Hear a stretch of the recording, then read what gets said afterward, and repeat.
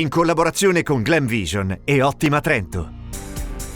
Tragedia in alta quota in Val Siria. La vittima è il giovanissimo Marcus Raffl, è morto a 16 anni, travolto e sepolto da una valanga.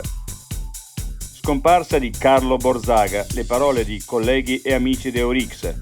Mancheranno la sua passione politica, il rigore morale, la fedeltà ai principi e l'umanità. In provincia si discute del disegno di legge sugli orsi, in piazza tensione tra animalisti e forze dell'ordine, con lancio di vernice e proteste. L'Università di Trento pronta per lo spazio, un progetto dell'Ateneo è stato selezionato, unico in Italia, dall'Agenzia Spaziale Europea.